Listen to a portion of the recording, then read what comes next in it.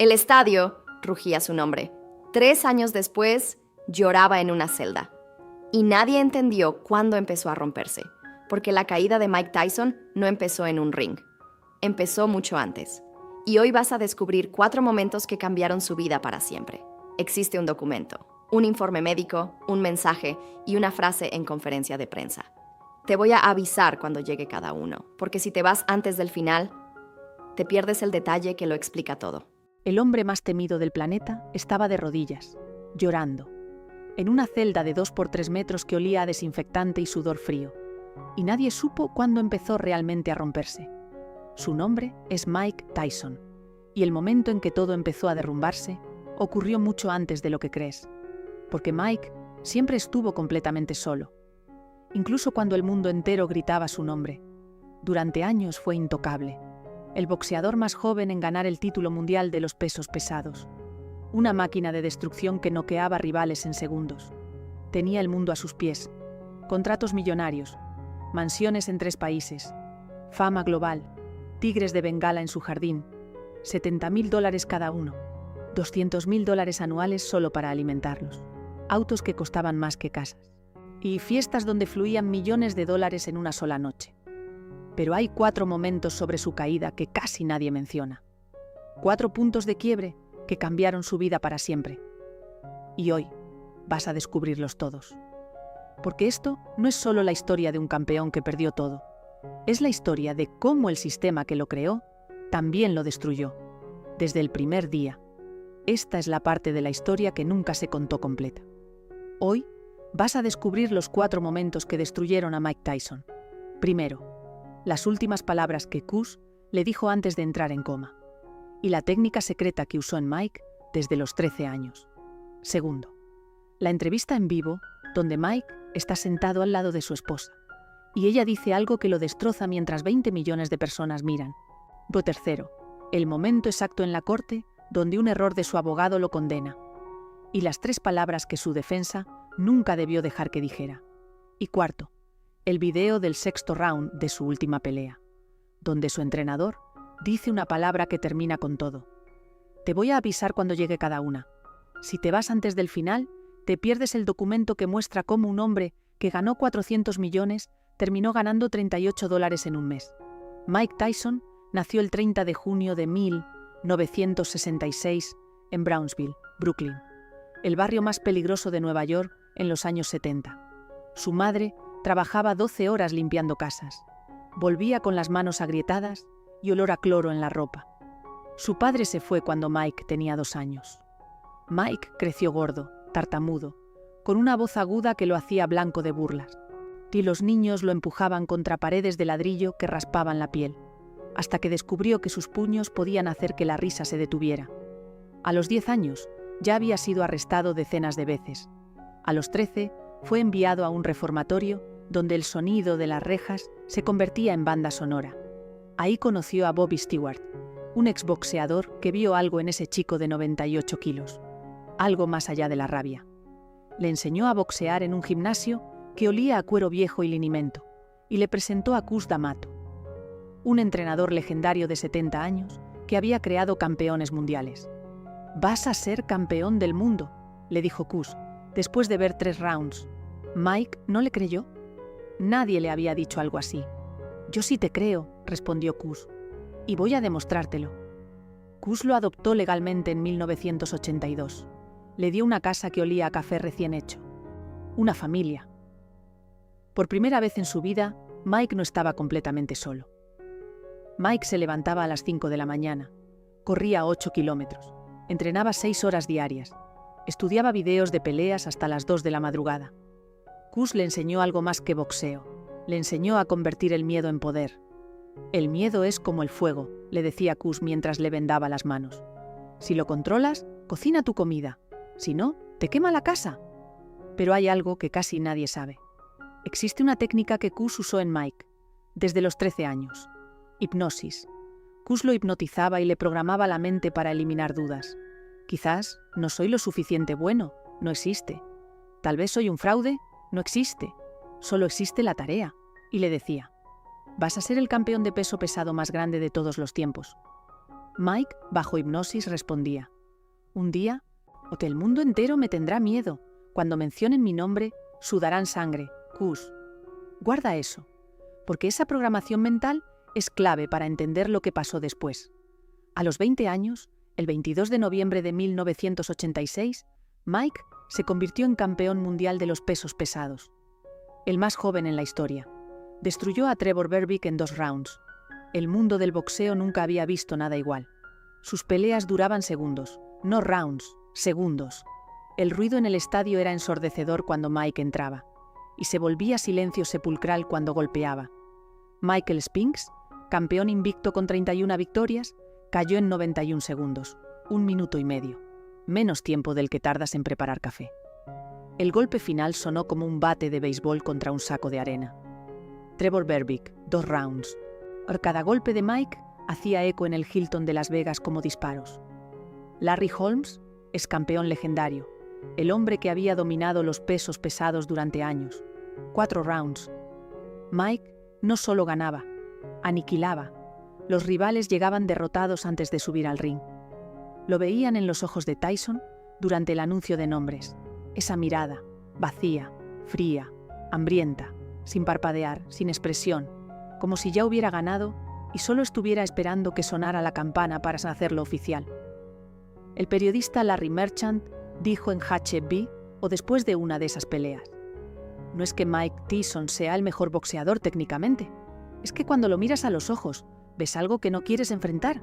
Y tenía razón. Pero nadie veía que detrás de esa mirada había un niño aterrado, un niño que acababa de perder a su padre, y un niño completamente solo.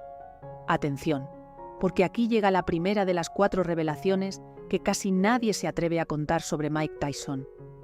El momento exacto en que perdió su ancla, las palabras que Cus le dijo antes de entrar en coma, y por qué Mike las entendió demasiado tarde. El 4 de noviembre de 1985, Cus D'Amato murió. Pero la historia empieza antes. En octubre de 1985, Cus colapsó en una convención de boxeo en el norte de Nueva York. Lo hospitalizaron en Albany. Diagnóstico: neumonía rara. Lo trasladaron a Mount Sinai Hospital en Nueva York. Los doctores lo pusieron en coma inducido para combatir la enfermedad. Nunca despertó. Mike tenía 19 años. Acababa de convertirse en profesional hacía apenas 7 meses. Tenía 11 victorias, 11 knockouts. Estaba a puta exactamente 1 año de ser campeón del mundo. Pero antes del coma, a Mike visitó a Cus y tuvieron una conversación. Mike, llorando, le dijo: si te mueres, no vuelvo a pelear. Cus, con la voz apenas audible, le respondió: ya tienes todo lo necesario dentro de ti. Cuando yo no esté, confía en ti mismo. Nunca estás solo si llevas todo lo que te enseñé contigo. Mike asintió, pero no entendió, porque Cus no le estaba diciendo que sería fuerte, le estaba advirtiendo que vendría gente que parecería ayudarlo, gente que en realidad solo querría usarlo, y le estaba diciendo: confía en ti mismo, no en ellos. Mike no lo entendió, no hasta que ya había perdido millones.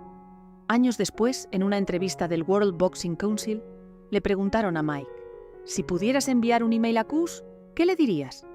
Mike se emocionó, los ojos se le llenaron de lágrimas, y respondió: ¿cómo lo hice? Oh, eso es lo que le diría. ¿Cómo lo hice? A los 39 años de la muerte de Cus, Mike seguía buscando su aprobación, completamente solo. La noche que murió Cus, Mike estaba en su habitación. Había peleado días antes. Estaba exhausto, durmiendo. Cuando Camille, la esposa de Cus, tocó la puerta, Mike supo sin que le dijera nada. Bajó las escaleras corriendo. Sus pies descalzos resonaban en la madera vieja. Entró a la habitación de Cus y lo vio ahí, inmóvil, con los ojos cerrados, en paz. La habitación olía a medicina y a ese olor dulzón que tienen los cuartos de los enfermos. Mike se arrodilló junto a la cama y lloró. Lloró como no había llorado desde niño, desde antes de saber pelear, desde antes de saber que sus puños podían protegerlo. Cus era mi columna vertebral, dijo Tyson años después.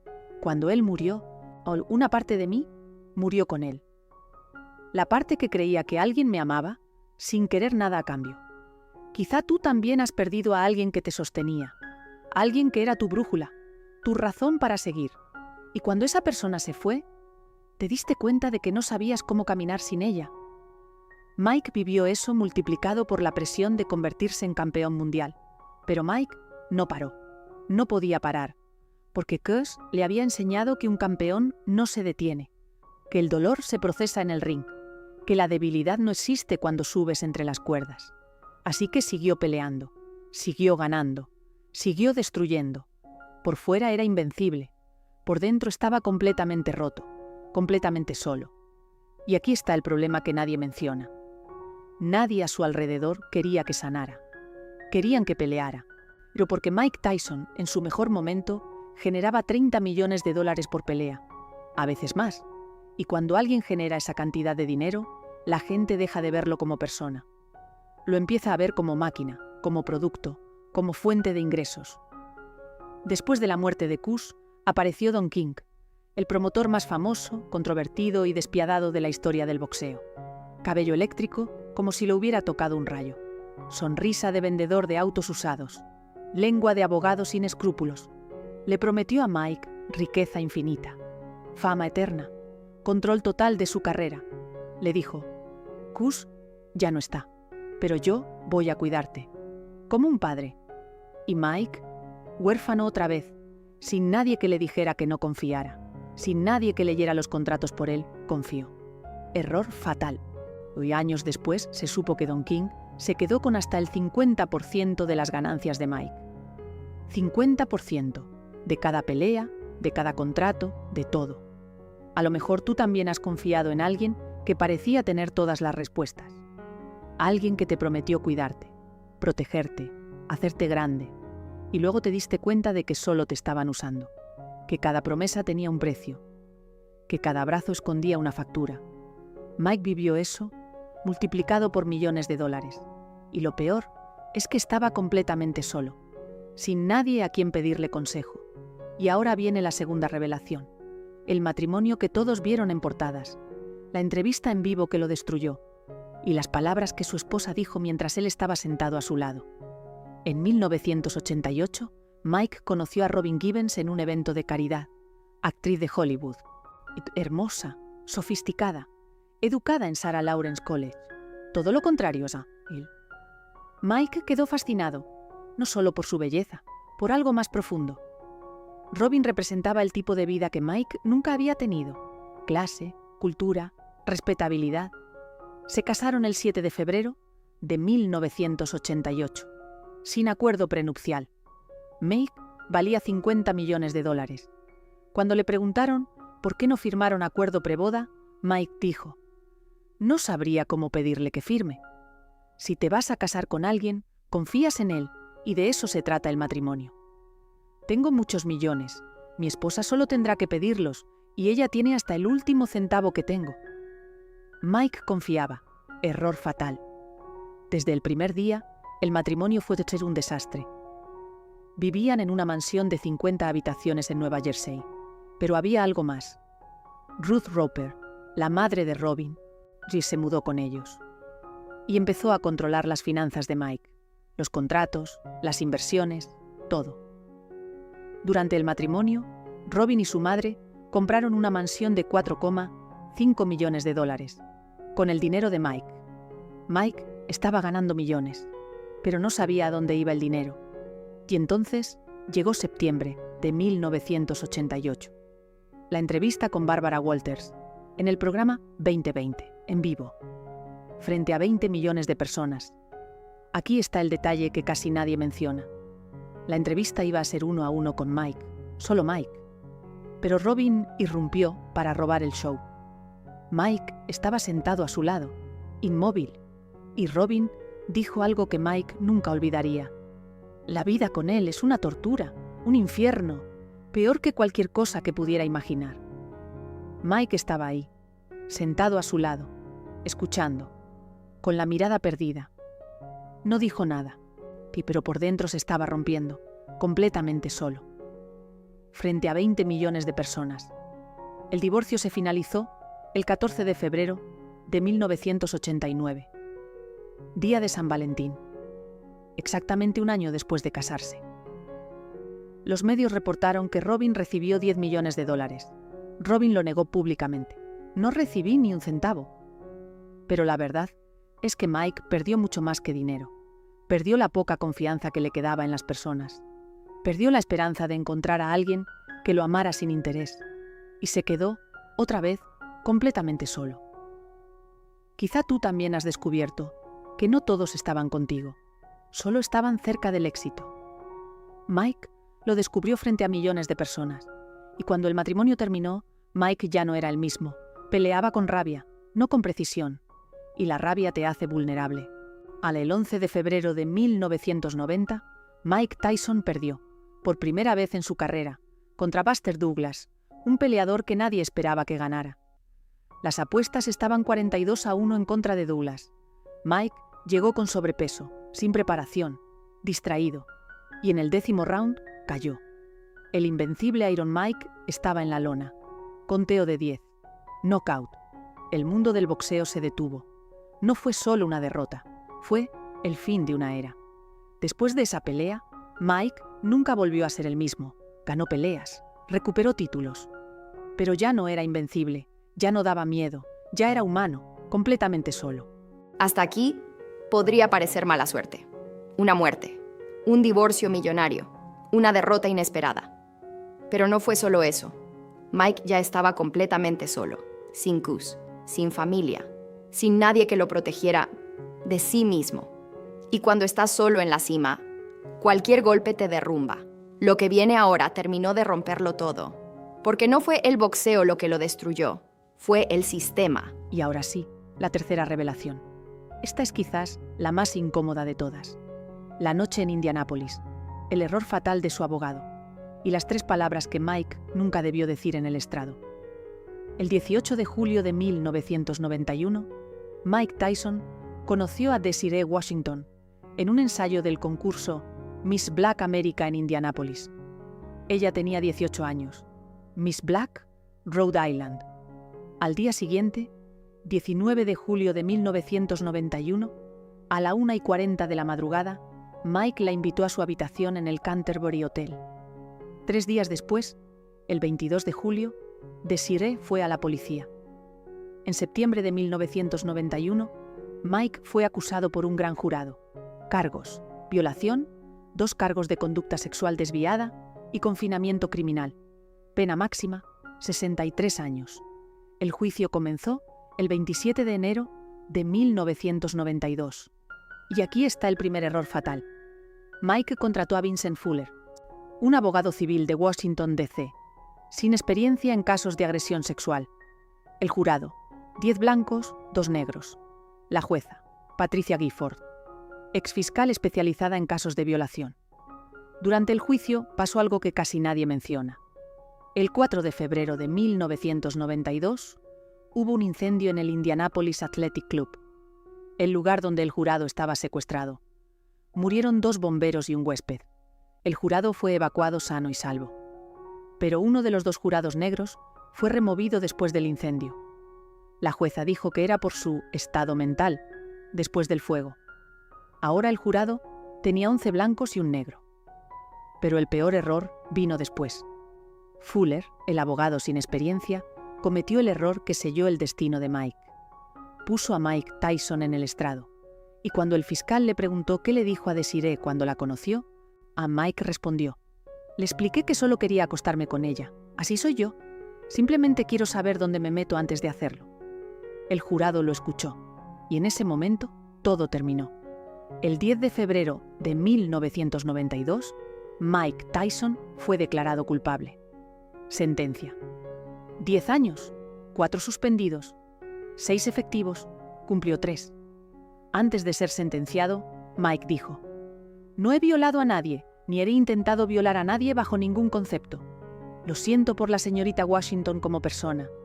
No vengo aquí pidiendo clemencia, señora. No veo nada bueno en esto. He sido crucificado y humillado en todo el mundo». Durante esos 3 años, Mike perdió todo: sus títulos, su reputación, su carrera en ascenso. Pero lo peor fue lo que perdió por dentro. En prisión, Mike se convirtió al Islam. Encontró estructura, disciplina, pero también se volvió más oscuro, más enojado, más solo. La prisión no lo rehabilitó, lo endureció. Cuando salió en 1995, ya no era el mismo hombre. Físicamente estaba fuerte, pero mentalmente estaba roto.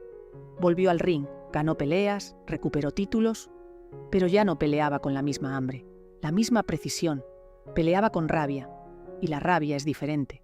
La rabia te hace impulsivo, te hace vulnerable, te hace cometer errores, como morder la oreja de Evander Holyfield en 1997. Esa pelea debió ser la revancha del año, en cambio, fue el escándalo del año. En el tercer round, Mike mordió la oreja de Holyfield 2 veces, le arrancó un pedazo, fue descalificado, multado $3 millones, suspendido indefinidamente. Y el mundo dejó de verlo como un campeón caído, empezó a verlo como un monstruo fuera de control. Quizá tú conoces esa sensación.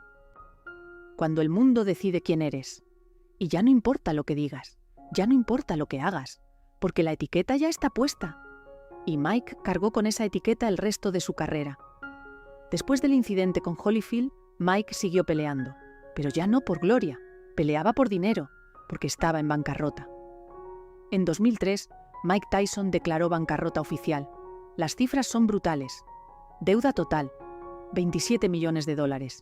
IRS, impuestos, 13,4 millones. Autoridades fiscales británicas, 4 millones.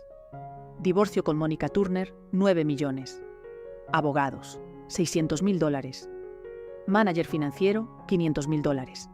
Exentrenador, $800.000. Total de acreedores, 246 personas y entidades. Había ganado más de 400 millones en su carrera. Y no le quedaba nada. Existe un documento. Récords bancarios de enero de 2004. Ingresos de Mike Tyson ese mes. $38.38. $38.38. De 400 millones a menos de $40 en un mes. Completamente solo. Completamente roto. Y ahora llegamos a la cuarta y última revelación. La que te prometí al principio. Si has llegado hasta aquí, esto es para ti. La pelea que no debió aceptar. El sexto round, donde todo terminó. Y la palabra que su entrenador dijo para acabar con la carrera del campeón más temido de la historia. El 11 de junio de 2005, Mike Tyson peleó contra Kevin McBride, un irlandés de 32 años. 271 libras, 6 pies 6 pulgadas de altura, sin nombre, sin prestigio, sin historia. Mike había perdido su última pelea contra Danny Williams por nocaut. Hacía 11 meses que no peleaba. Tenía 38 años. Pesaba 233 libras, 40 libras menos que McBride, 8 pulgadas más bajo. Antes de la pelea, Mike dijo: «Lo destriparé como a un pez». La cartera. Mike, $5 millones. McBride, $150.000. Mike aceptó la pelea porque necesitaba el dinero, porque estaba desesperado, porque estaba completamente solo. La pelea fue en el MCI Center en Washington, D.C. 20.000 personas en las gradas. Los primeros rounds fueron lentos, torpes. Mike intentaba pelear, pero ya no tenía la velocidad, la precisión, el hambre. En el round 6, algo se rompió. Mike, frustrado, intentó romper el brazo de McBride durante un clinch. El árbitro Joe Cortez lo advirtió. Segundos después, Mike dio un cabezazo intencional. Abrió un corte sobre el ojo de McBride. Penalización, 2 puntos. Al final del round, McBride empujó a Mike. Mike cayó a la lona. Marcado como slip. No knockdown, se levantó. Caminó a su esquina, se sentó en el banquillo. Su entrenador, Jeff Fenech, se acercó al árbitro y dijo una palabra: suficiente. Mike no salió para el round 7. El campeón más temido de la historia se rindió. Después de la pelea, en la entrevista con Jim Gray, Mike dijo algo que rompió millones de corazones.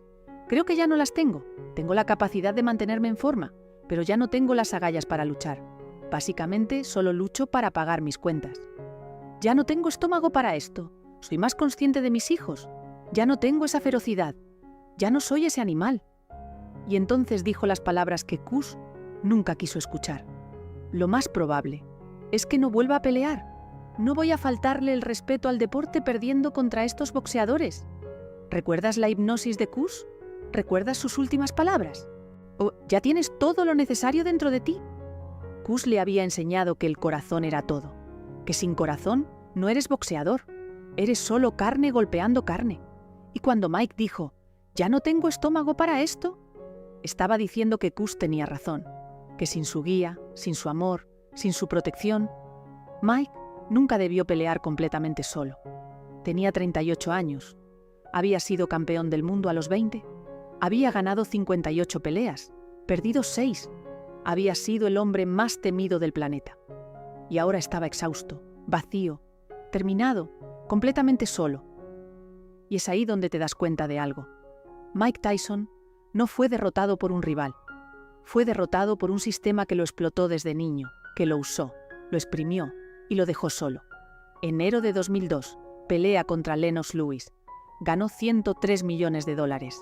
Enero de 2004, ingresos mensuales, $38.38. 2 años. De 100 millones a $38. Hoy, Mike Tyson tiene 58 años. Vive tranquilo, hace podcasts, actúa en películas. Tiene Tyson Ranch, su negocio de cannabis que genera 20 millones al año. Ha encontrado una especie de paz, pero las cicatrices siguen ahí, las peleas que perdió, el dinero que nunca recuperó, los años en prisión, las relaciones rotas, todo sigue ahí. Y cuando miras hacia atrás te das cuenta de algo. Mike Tyson no necesitaba más peleas, necesitaba a Cus D'Amato vivo, necesitaba gente que lo protegiera, no que lo explotara, necesitaba tiempo para sanar, no presión para seguir peleando, pero el boxeo no espera, el boxeo no perdona, y Mike pagó el precio, completamente solo.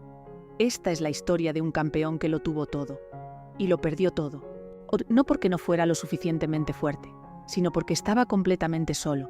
Mike Tyson fue muchas cosas. Campeón, ícono, villano, víctima. Pero sobre todo, fue un niño que nunca tuvo la oportunidad de crecer en paz.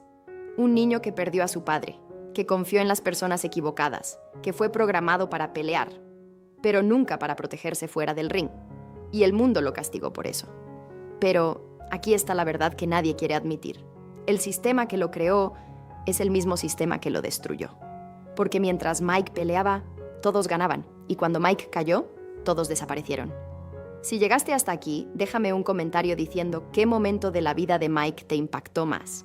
La próxima semana vamos a hablar de otro campeón que parecía intocable. Otro niño que creció demasiado rápido. Otra caída que nadie vio venir.